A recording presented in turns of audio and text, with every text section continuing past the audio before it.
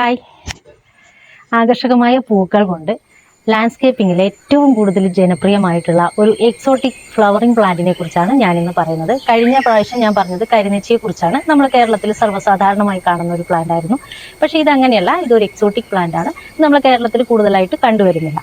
Exotic flowering plant ആയതുകൊണ്ട് തന്നെ ഇതിന്റെ പേരും കുറച്ച് കടുകട്ടിയാണ്. ഹാൻഡ്രോ ആന്തസ് ഇംപെറ്റിജിനോസ എന്നാണ് ഇതിന്റെ പേര്. ഇതിന് 2-3 പേരും കൂടെ നിലവിലുണ്ട്. അതിൽ നമുക്ക് സൗകര്യമുള്ള ഒരു പേരാണ് പിങ്ക് ട്രംപറ്റ്. ട്രംപറ്റ് വൈനെ പറ്റി എല്ലാവർക്കും കേട്ടിട്ടുണ്ടായിരുന്നു. ട്രംപറ്റിന്റെ പൂക്കളോട് സാമ്യമുണ്ട് ഇതിന്റെ പൂക്കൾക്ക്, അതുകൊണ്ടാവാം ഇതിന് ആ പേര് കിട്ടിയത്. അപ്പോൾ ആ പൂക്കളുടെ കളറും ഈ പിങ്ക് തന്നെയാണ് കേട്ടോ.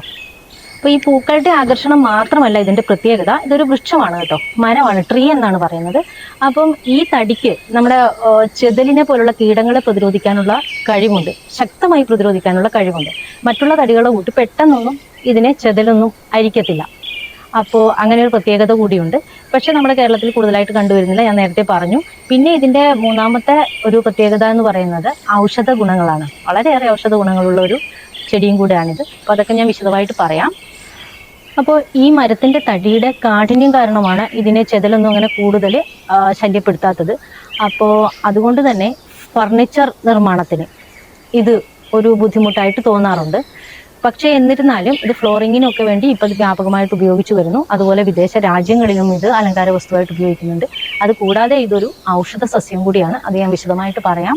അതുപോലെ പരാഗ്വയുടെ ദേശീയ വൃക്ഷമാണിത്. ബിഗോണേസി കുടുംബത്തിൽപ്പെടുന്നതാണിത്. നമ്മുടെ കേരളത്തിൽ കൂടുതൽ ഇത് കണ്ടുവരുന്നില്ല.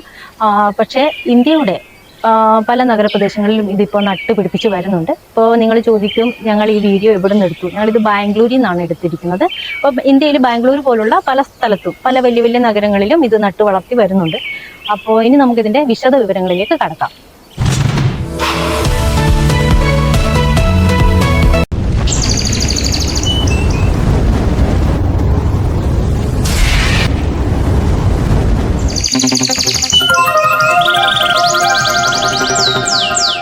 Pink ipe, pink lapacho, pink trumpet tree എന്നൊക്കെ പേരിൽ അറിയപ്പെടുന്ന ഈ ചെടിയുടെ ശാസ്ത്രീയ നാമം ഹാൻഡ്രോ ആന്തസ് ഇംപെറ്റിജിനോസ എന്നാണ്. ഇത് ബെഗോണേസി കുടുംബത്തിലെ ഒരു വൃക്ഷമാണ്. വടക്കൻ മധ്യ തെക്കേ അമേരിക്ക, വടക്കൻ മെക്സിക്കോ മുതൽ തെക്ക് അർജന്റീന വരെ വ്യാപിച്ചു കിടക്കുന്ന ഹാൻഡ്രോ ആന്തസ് ജനുസിലെ ഒരു വൃക്ഷമാണിത്.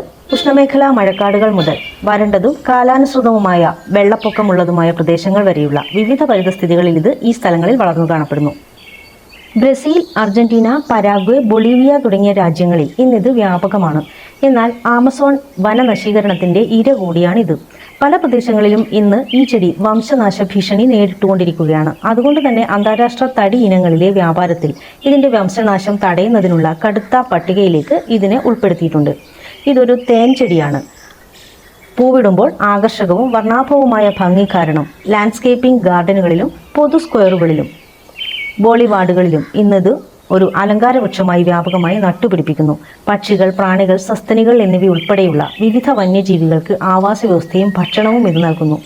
അതുകൊണ്ട് തന്നെ നാറ്റീവ് ആവാസ വ്യവസ്ഥയിൽ വളരെ വലിയ പ്രാധാന്യമുള്ള ഒരു ചെടിയാണിത്. അതിൻ്റെ പ്രധാന കാരണം അത് തൻ്റെ പ്രദേശത്തിൻ്റെ ജൈവ വൈവിധ്യത്തിന് നൽകുന്ന സംഭാവന തന്നെയാണ്. കുലകളായി വിരിയുന്ന പിങ്ക് മുതൽ ദ്രുമനൂൽ വരെയുള്ള അതിമനോഹരമായ പൂക്കൾ നിറഞ്ഞ ഒരു ഇലപൊഴിയും വൃക്ഷമാണിത്. ഇത് 30 മീറ്റർ വരെ ഉയരത്തിൽ വളരുന്നു. കൂടാതെ വിശാലമായി പരന്നു കിടക്കുന്ന മേലാപ്പും ഇതിനുണ്ട്. ഇതിന്റെ പുറംതൊലി തവിട്ട് കലർന്ന ചാരനിറമാണ്. കടുപ്പമുള്ള ഇതിന്റെ തൊലി തടിയിൽ നിന്നും വേർതിരിക്കലും പ്രയാസം നിറഞ്ഞ പ്രക്രിയയാണ്.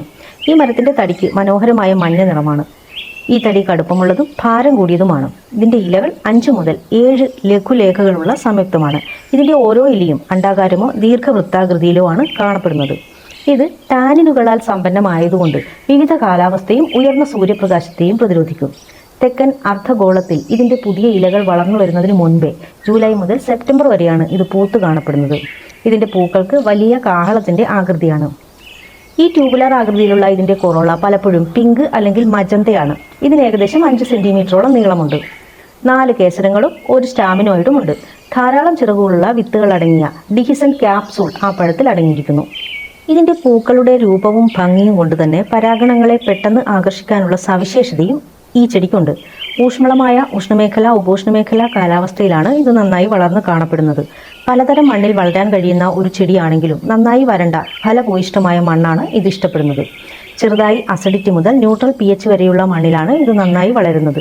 അതായത് 6 മുതൽ 7.5 വരെ. ഒരുപാട് വളപ്രയോഗത്തിൻ്റെ ആവശ്യമില്ലാത്തൊരു ചെടിയാണിത്. അതുപോലെ വെള്ളം വളരെ കുറച്ച് മതി. എങ്കിൽ തന്നെയും വെള്ളം കുറച്ച് മതി എന്ന് പറഞ്ഞാലും വരൾച്ച ഇത് പ്രതിരോധിക്കും വളർന്നു കഴിഞ്ഞാൽ. അങ്ങനെയൊക്കെയുള്ള ഒരുപാട് പ്രത്യേകതകൾ ഈ ചെടിക്കുണ്ട്. അധികം വളപ്രയോഗങ്ങളൊന്നും തന്നെ ആവശ്യമില്ലാത്ത ചെടിയാണെങ്കിലും ഇതിൻ്റെ ആരോഗ്യകരമായ വളർച്ചയ്ക്കും ധാരാളം പൂക്കൾക്കും വളം നൽകുന്നത് വളരെ നല്ലതാണ്. സമീകൃത വളമായ നൈട്രജൻ, ഫോസ്ഫറസ്, പൊട്ടാസ്യം അടങ്ങിയ NPK സാവധാനത്തിൽ ലയിക്കുന്ന വളം 10ൻ്റെയോ 14ൻ്റെയോ തുല്യ അനുപാതത്തിൽ നൽകാം. ഓർഗാനിക് വളങ്ങളാണ് നൽകുന്നതെങ്കിൽ കമ്പോസ്റ്റോ അഴുകിയ ജൈവവസ്തുക്കളോ മീനമൽഷ്യനോ നൽകാം. പുതിയ വളർച്ച ആരംഭിക്കുമ്പോൾ, അതായത് വസന്തത്തിൻ്റെ തുടക്കത്തിൽ ആദ്യ റൗണ്ട് നൽകാം. പിന്നീട് വേനൽക്കാലത്തിൻ്റെ മധ്യത്തിൽ രണ്ടാമത്തെ റൗണ്ട് പ്രയോഗിക്കാം. ഗ്രാനുലാർ വളമാണ് നൽകുന്നതെങ്കിൽ മരത്തിൻ്റെ ഡ്രിപ്പ് ലൈനിന് ചുറ്റും തുല്യമായി വിതറുക. പോഷകങ്ങൾ മണ്ണിലേക്ക് തുളച്ചു കയറുന്നതിന് വളം നൽകിയതിന് ശേഷം ചെടിയുടെ ചുവട് നന്നായി നനയ്ക്കുക.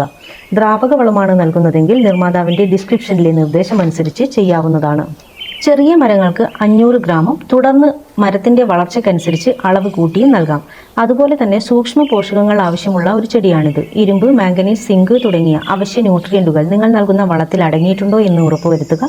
ഇല്ലെങ്കിൽ പ്രത്യേക സപ്ലിമെൻറ്റുകൾ വഴി അത് നൽകേണ്ടതാണ്. ഈ ചെടിയെ ബാധിക്കുന്ന രോഗങ്ങളും കീടങ്ങളും എന്തൊക്കെയാണെന്ന് നോക്കാം. അതുപോലെ ഇതിൻ്റെ പുനരുൽപാദനം എങ്ങനെയാണെന്ന് നോക്കാം. മുഞ്ഞ, കാറ്റർപില്ല, സ്കെയിൽ പ്രാണികൾ, വെള്ളീച്ച, ബൊററുകൾ, ആന്ത്രാക്നോസ്, വിഷമഞ്ഞ്, റൂട്ട് ചീയൽ, ലീഫ് സ്പോട്ട്, സോട്ടിമോൾഡ് ഇവയുടെ നിയന്ത്രണവും പരിപാലനവും വിശദമായി അറിയാൻ ഐവി പാരഡൈസിൻ്റെ വെബ്സൈറ്റിലെ പ്ലാന്റിംഗ് ആൻഡ് കെയർ പേജ് സന്ദർശിക്കാം. വിത്തുകൾ മുളപ്പിച്ചും തണ്ടുകൾ വെട്ടിനട്ടും ഗ്രാഫ്റ്റ് ചെയ്തും പുതിയ ചെടികൾ ഉൽപ്പാദിപ്പിക്കാം. ഉൽപ്പാദന പ്രക്രിയയുടെ വിശദ വിവരങ്ങൾ അറിയാൻ ഐവി പാരഡൈസിൻ്റെ വെബ്സൈറ്റിലെ ഡിഫറൻറ്റ് പ്രൊപ്പഗേഷൻ മെത്തേഡ് എന്ന പേജ് സന്ദർശിക്കുകയോ പ്ലാന്റിംഗ് ആൻഡ് കെയർ എക്സിക്യൂട്ടീവുമായി വാട്സപ്പിൽ ബന്ധപ്പെടുകയോ ചെയ്യാം.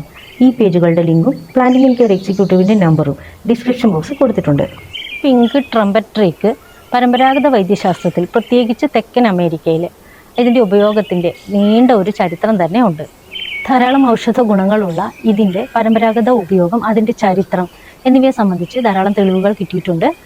പക്ഷേ ആധുനിക ഗവേഷണ ശാസ്ത്രം ഇതിൻ്റെ പ്രയോജനം പൂർണ്ണമായി മനസ്സിലാക്കാനും അതുപോലെ ഇതിൻ്റെ ഉപയോഗം ഒരു സ്റ്റാൻഡേർഡ് മാർഗനിർദ്ദേശം വഴി നൽകാനുമായിട്ടുള്ള ഗവേഷണത്തിലാണ്.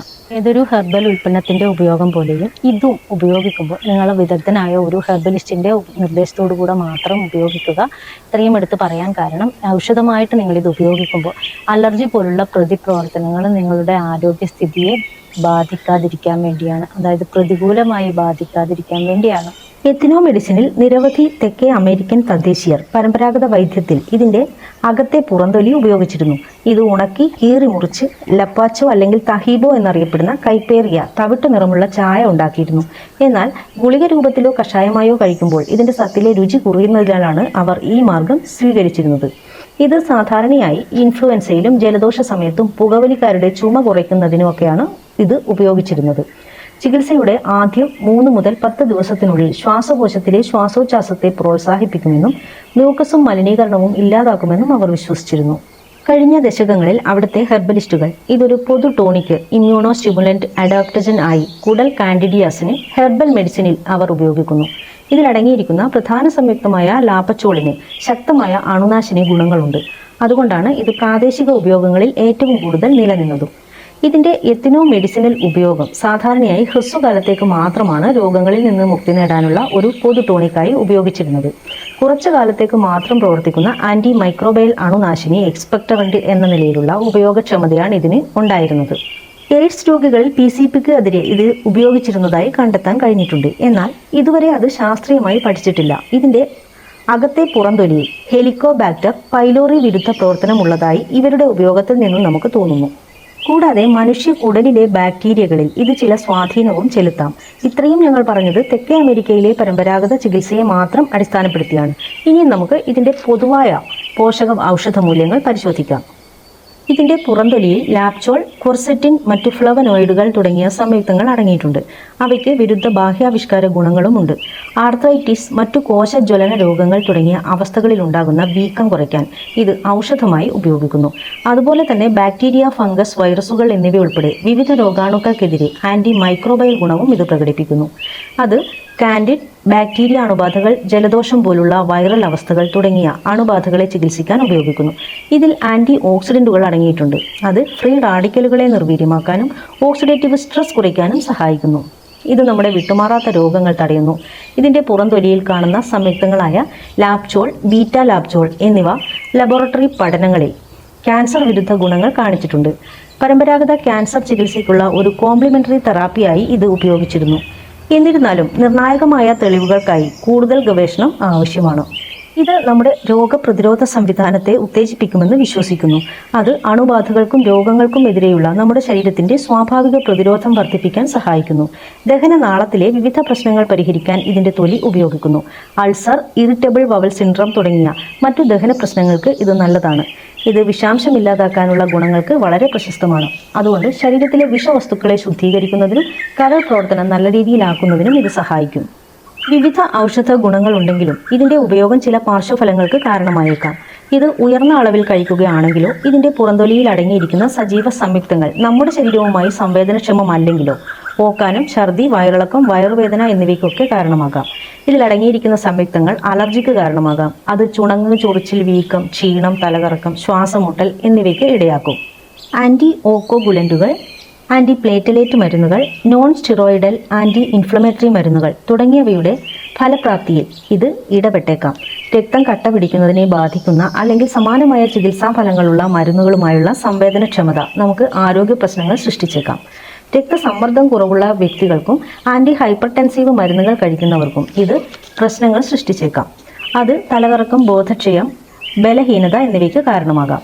കുറഞ്ഞ രക്തസമ്മർദ്ദം, രക്തസ്രാവം, ദഹനനാളത്തിലെ പ്രശ്നങ്ങൾ എന്നിവയുള്ളവർക്ക് ഇത് രോഗലക്ഷണങ്ങൾ രൂക്ഷമാക്കിയേക്കാം. അതുപോലെ തന്നെ ശസ്ത്രക്രിയകൾക്കിടെയും ശേഷവും രക്തസ്രാവത്തിനുള്ള സാധ്യത ഇത് വർദ്ധിപ്പിക്കുന്നു. അതുകൊണ്ട് തന്നെ ശുപാർശ ചെയ്യുന്ന ഡോസുകളും മാർഗനിർദ്ദേശങ്ങളും പാലിക്കുക. ഇതിനോടുള്ള നമ്മുടെ ശരീരത്തിന്റെ സഹിഷ്ണുത തിരിച്ചറിയുന്നതിന് കുറഞ്ഞ ഡോസിൽ ഇതിന്റെ ഉപയോഗം ആരംഭിക്കുക. ഞങ്ങൾ ഇത്രയും വിശദമായി നിങ്ങളുടെ മുന്നിൽ അവതരിപ്പിക്കുന്നത് വേണ്ടത്ര ഗൗരവത്തോടെ ഓരോ ചെടിയെയും അതിൻ്റെ മൂല്യമറിഞ്ഞ് ഉപയോഗിക്കാൻ വേണ്ടിയാണ്. ഇഗോണേസി കുടുംബത്തിൽപ്പെട്ട പിങ്ക് ട്രംപട്രിയെ കുറിച്ചുള്ള വീഡിയോ ആയിരുന്നു ഇത്. എല്ലാവർക്കും ഇഷ്ടപ്പെട്ടെന്ന് വിചാരിക്കുന്നു. അപ്പോൾ നിങ്ങളിൽ പലരും ഈ പൂക്കൾ കണ്ടു കാണും. അപ്പോൾ നിങ്ങളിത് കാണുമ്പോഴേ എന്തായാലും കേരളത്തിൽ വെച്ച് കണ്ടു കാണാൻ വഴിയില്ല. അപ്പോൾ കണ്ടവരൊന്ന് കമൻറ്റ് ചെയ്യുക. നിങ്ങളുടെ ആ കണ്ടപ്പോഴുള്ള ഫസ്റ്റ് ഇംപ്രഷൻ ഒന്ന് കമൻറ്റ് ചെയ്യുക. പിന്നെ അതുപോലെ യൂട്യൂബിലാണ് നിങ്ങളിത് കാണുന്നതെങ്കിൽ ഈ വീഡിയോ ഒന്ന് ലൈക്ക് ചെയ്ത്, ഷെയർ ചെയ്ത്, സബ്സ്ക്രൈബ് ചെയ്യുക. ഫേസ്ബുക്കിലോ ഇൻസ്റ്റാഗ്രാമിലോ ആണ് കാണുന്നതെങ്കിൽ ലൈക്ക് ചെയ്ത്, ഷെയർ ചെയ്ത്, പേജ് ഒന്ന് ഫോളോ ചെയ്യുക. അപ്പോൾ അടുത്തൊരു വീഡിയോ ആയിട്ട് വരുന്നത് വരെ